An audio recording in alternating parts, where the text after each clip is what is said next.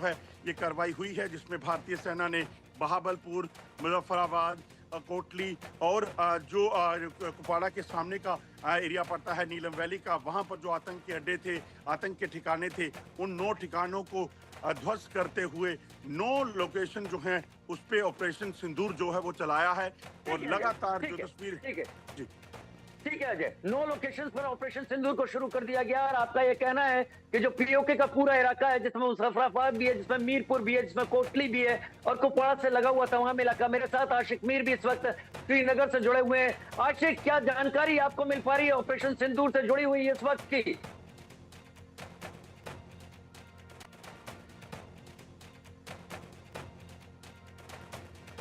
आशिक, क्या आपको मेरी आवाज आ रही है?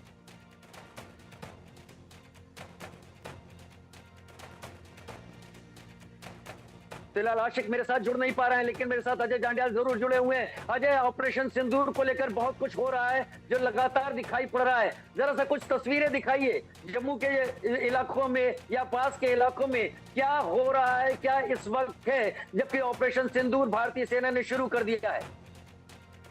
देखिए राजीव, बिल्कुल मैं आपको तस्वीरें बताने की कोशिश करता हूं। आज ये तस्वीरें बड़ी अहम हो जाती हैं और खासतौर पे आपको बता दूं कि अभी कुछ देर पहले जो जानकारी है उसके मुताबिक आपको बताऊं कि एक आवाज़ जो है वो बड़ी धमाका जो है वो सुनाई दिया है।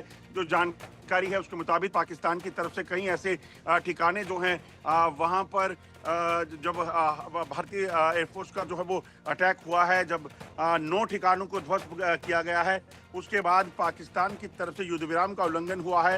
ये अखनूर सेक्टर का इलाका है जहां पर इस वक्त हम हैं और आवाज़ें जो हैं हमें कई इलाकों से सुनाई जो दे रही हैं। उसके मुताबिक कहीं ना कहीं पाकिस्तान भी इस पे हड़बड़ा गया है और पाकिस्तान को ये समझ नहीं आ रहा कि क्या आखिर क्या जाए। और ये तस्वीरें अगर आपको बता दूं कि आसमान पे इस वक्त बिल्कुल खामोशी है, मगर जो दबी आवाज़ में धमाके जो इस इलाके में सुनाई दे रहे हैं, इन धमाकों की आवाज़ें जो हैं वो यकीनन अब लोगों को, क्योंकि जैसे जैसे हमने खबर बताई, जैसे जैसे हमने बताया कि कई ऐसे ठिकाने हैं जहां पर ये निशाने बनाए गए हैं ऑपरेशन सिंदूर के तहत। और राजीव, आपको ये बताऊं कि जो जानकारी है उसके मुताबिक ये जो ऑपरेशन सिंदूर चलाया गया है, इस ऑपरेशन सिंदूर के तहत उन तमाम ठिकानों को जो है वो निशाना बनाया गया जो ठिकाने सिर्फ आतंक के अड्डे थे, जहां पर आतंक के लॉन्च पैड थे, ट्रेनिंग कैंप थे। इंडिया न्यूज़ ने पहले ही बताया था कि लगभग 40 से ज़्यादा लॉन्च पैड जो हैं पाकिस्तान के कब्जे वाले कश्मीर में है और मुख्य जो अड्डा है आतंक का मुख्यालय जो है वो बहावलपुर, हाफिज सईद का वो ठिकाना जहां से हाफिज सईद कई बार भारत को नुकसान पहुंचा चुका है, आतंकी हमलों को अंजाम दे चुका है। उन ठिकानों को जो है वो ध्वस्त करते हुए कहीं ना कहीं इस चीज़ को सुनिश्चित किया गया है कि किसी भी तरीके से पाकिस्तान का जो इरादे भारत में आतंकी खेल खेलने के हैं उसको कहीं ना कहीं नाकाम किया जा सके। ये तस्वीरें जो हमने आपको बताई ये इस वक्त आसमान की है। अलर्ट कर दिया गया है एयरफोर्स को, अंबाला हो, जैसलमेर हो, उन इलाकों में इस वक्त एयरफोर्स के जो लगातार फाइटर जेट्स हैं वो स्क्रैम्बल कर रहे हैं।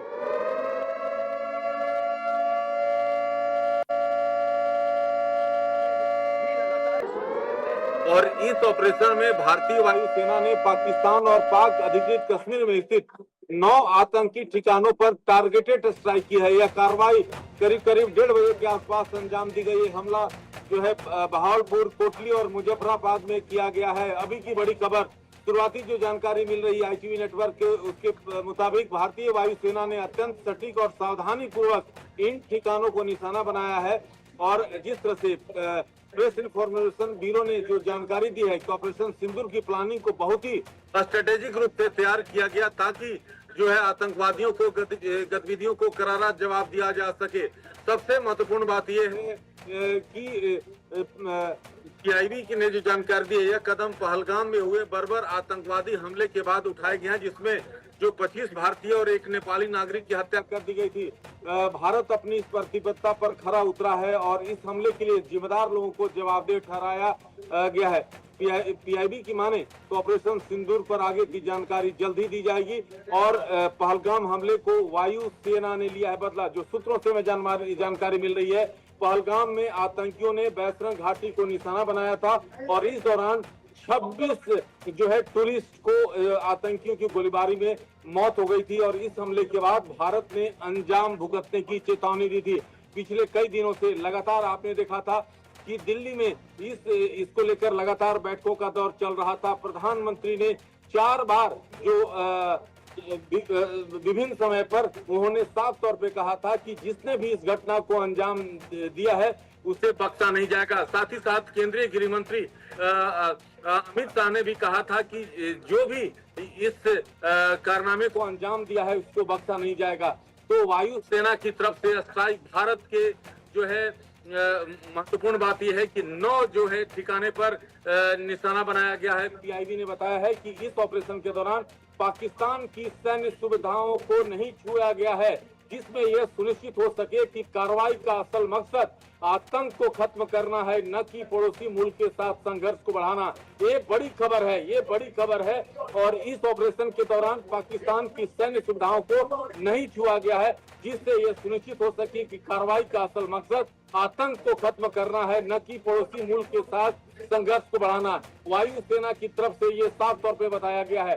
तो पीआईबी ने, प्रेस इंफॉर्मेशन ब्यूरो ने ये साफ किया है कि इस ऑपरेशन के दौरान पाकिस्तान के सैन्य सुविधाओं को नहीं छुआ गया है, जिससे ये सुनिश्चित किया जाए कि ये कार्रवाई का असल मकसद आतंक को खत्म करना है।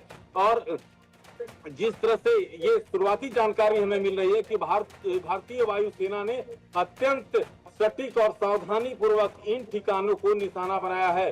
पीआईबी ने यह भी जानकारी दी है कि ऑपरेशन सिंदूर की प्लानिंग बहुत ही स्ट्रेटेजिक रूप से तैयार किया गया, ताकि आतंकवादियों की गतिविधियों को करारा जवाब दिया जा सके। तो अभी की बड़ी खबर ये है, लगातार हम इस बात को जिक्र कर रहे थे और भारत ने आतंकवाद के खिलाफ अपनी लड़ाई का नया आयाम देते हुए ऑपरेशन सिंदूर को लॉन्च किया है। और इस ऑपरेशन में भारतीय वायुसेना ने पाकिस्तान और पाक अधिकृत कश्मीर में स्थित 9 आतंकी ठिकानों पर टारगेटेड स्ट्राइक की है। यह जो है कार्रवाई बहावलपुर, कोटली और मुजफ्फराबाद में किया गया है।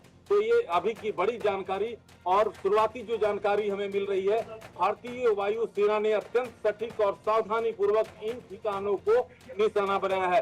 प्रेस इंफॉर्मेशन ब्यूरो ने ये जानकारी दी है कि ऑपरेशन सिंदूर की प्लानिंग बहुत ही स्ट्रेटेजिक रूप से तैयार किया गया, ताकि आतंकवादियों की गतिविधियों को ध्वस्त किया जा सके और सैन्य सुविधा